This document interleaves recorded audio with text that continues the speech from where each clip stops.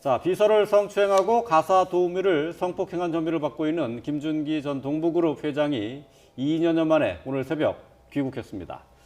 미국에서 오는 길에 인천공항에서 바로 체포가 됐는데요. 자, 김 전 회장은 자신의 혐의를 부인을 했습니다. 자, 직접 얘기를 좀 들어보죠. 여성들에게 한 말씀 좀 해주십시오. 제 사건이 사회에 무리를 일으킨 점에 대해서 정말 죄송스럽고 송구스럽게 생각합니다. 회장님 그럼 혐의 인정하신다는 말씀이세요? 조사 과정에서 진실을 밝히겠습니다. 네, 인정하지 않습니다. 인정하지 않으십니까? 네. 네.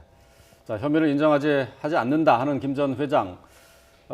지난 2017년 7월이었습니다. 질병 치료를 이유로 미국으로 출국을 한 뒤에 2년여 동안 귀국하지 않고 있다가 오늘 새벽에 귀국을 한 건데요. 그 출국하고 난 이후에 성추행 혐의로 고소를 당한 거죠?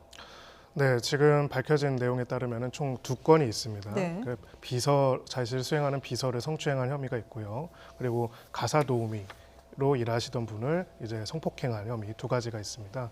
근데 문제는 이제 고소가 이루어진 이후에 지금까지 한 2년여가 지나도록 이제 일종의 기소 중지 상태였거든요. 예. 해외에 있다는 이유로. 근데 이 부분이 사실 언론에 알려지고 관심을 가지고 뭐 인터폴의 적색 수배까지 된 과정에는 참 안타까운 상황이 있습니다. 이제 피해자 측에서 이 부분에 대해서 문제 제기를 하는데도 받아들여지지가 않고 제대로 예. 수사가 이루어지지 않는 상태이기 때문에 네네. 결국 뭐 청와대 국민청원에까지 올렸죠. 예. 물론 이제 이 부분에 대해서는 여러 가지 논의들이 있을 수 있겠지만은 어떻게 보면은 지금 뭐 수사권 독립이라든지 수사권을 뭐 조정한다는 여러 가지 논의들이 있는데 사실 일반적인 피해자들이 있는 사건들, 일반 국민들이 피해를 겪는 사건들에 관해서는 어떤 기관도 적극적으로 수사를 하지 않는 경향성들이 많이 있습니다. 예. 이 사건도 상당히 그 피해자로서는 중대한 범죄 피해를 당했음에도 불구하고 이제 어떻게 보면 해외에 있으니까 어쩔 수 없다라고 네네. 했거든요.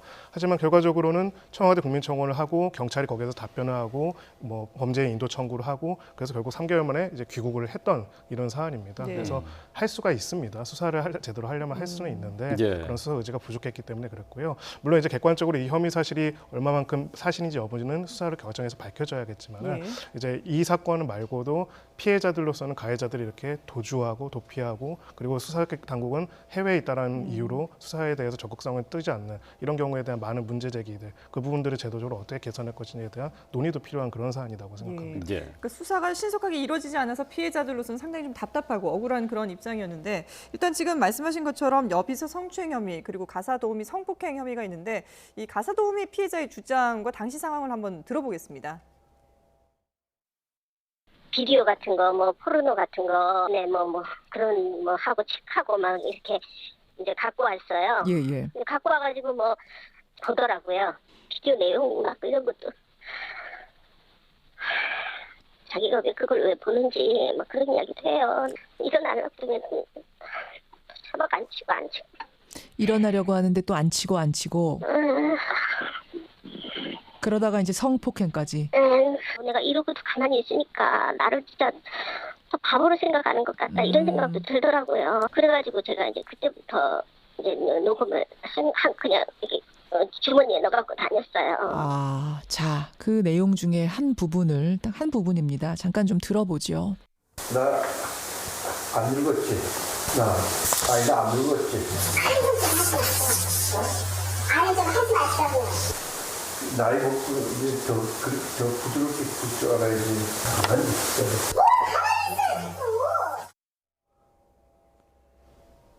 김 전 회장은 지금 부인을 하고 있습니다만은 이런 그 녹취가 결정적인 증거가 될 수 있을까요? 증거가 될 수 있죠. 예. 일단 뭐 녹취 내용이 이제 일부만 나왔는데 네. 전체적으로 들어보면 굉장히 충격적인. 그러니까 어떻게 그룹 회장으로서 저런 얘기를 할 수 있을까? 아니면 뭐 그룹 회장이 아니더라도 네. 이제 정상적인 사고를 가진 남자가 저렇게 할 수 있을까? 그런 거에 대해서 상당히 놀랄만한 내용이 많이 있어요. 네. 그래서 이제 본인 자체는 또 합의를 했다고도 주장을 해요. 네. 그러면서 오히려 돈을 더 많이 받기 위해서 고소한 것이다 이렇게 얘기를 합니다. 그런데 사실 녹취 내용을 전반적으로 들어보면 상당히 어떤 성폭행이나 뭐 강제추행 이런 것들이 피해자 의사에 반해서 이루어졌다는 것을 미로 짐작할 수 있기 때문에 이 녹취록 자체는 굉장히 결정지혜라고 볼 수 있어요. 그래서 근데 본인이 사실은 이 가사도우미와 관련된 부분은 이제 김준기 전 회장이 미국으로 간 다음에 고소가 된 내용이에요. 그렇죠. 그리고 여비서와 관련된 성추행은 그것이 고소가 되니까 김준기 전 회장이 이제 미국으로 출국한 거거든요. 네. 그래서 이 두 가지 어떤 그 내용을 보면 상당히 유사한 게 많아요. 많고 본인 자체는 아마 너무 언론에서 많은 관심을 가지니까 미국에 굉장히 오래 있다가 많이 뭐 이 내용이 상당히 수그러들면 그때 이제 어떻게 뭐 해결하든지 아니면 합의를 통해서 사건 자체를 좀 무마하려고 했던 걸로 보이는데 일단 뭐 언론이 굉장히 안 좋았죠. 그래서 경찰 자체에서 이제 여권 무효화 조치했고요. 또 범죄 인도 청구하고 그러니까 이제 본인 자체가 미국에서 계속 있을 수 없는 상황이 된 거예요. 그래서 아마 어쩔 수 없이 이제 귀국을 했다고 보고 이제 내용 자체를 전체적으로 보면 뭐 혐의가 만약 인정이 된다고 하면 뭐 구속 사안이다 이렇게 볼 수 있는 거죠. 자, 김 전 회장은 뭐 앞서 계속해서 지금 전해드리고 있습니다만 혐의 내용을 부인하고 있는데 그 가운데 하나가 이제 성폭행과 관련해서는 피해자와 합의를 했고 각서까지 문제 삼지 않겠다는 각서까지 써줬다고 했거든요. 자, 이런 경우에는 어떻게 판단을 합니까? 그렇다고 하더라도 범죄 사실과 그 합의 사실이 서로 관련이 있다고 볼 수는 없습니다. 오히려 범죄 사실을 하나의 소명할 수 있는 자료가 될 수가 있는 것이죠. 아무런 이유 없이 합의서를 써주지는 않지 않습니까? 무엇보다 지금 현행 법률상으로는 이제 성폭행 범죄에 대해 가지고는 친고죄도 폐지가 됐죠. 물론 지금 고소도 하신 상황이고요. 그렇기 때문에 과연 피해자한테 어떤 범죄 피해를 저지른 다음에 합의를 했다고 해가지고 형사고소를 할 수 없다. 뭐 이렇게 보기는 어렵습니다. 그래서 그래요? 지금 그리고 이후에 지금 김 회장이 이야기하고 있는 어떤 내용을 보면은 혐의 사실을 완전히 부인하고 있지 않습니까? 그리고 부인한다는 건 결과적으로는 고소인이 무고를 하고 있다라고 주장하는 거나 마찬가지인 상황인데요.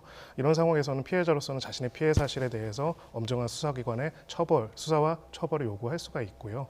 이 부분을 오히려 이야기를 한다는 것이 과연 이제 김 전 회장 입장에서도 적절한 행동이었는지 이 부분에 대해서는 저는 오히려 의문을 가지고 있습니다.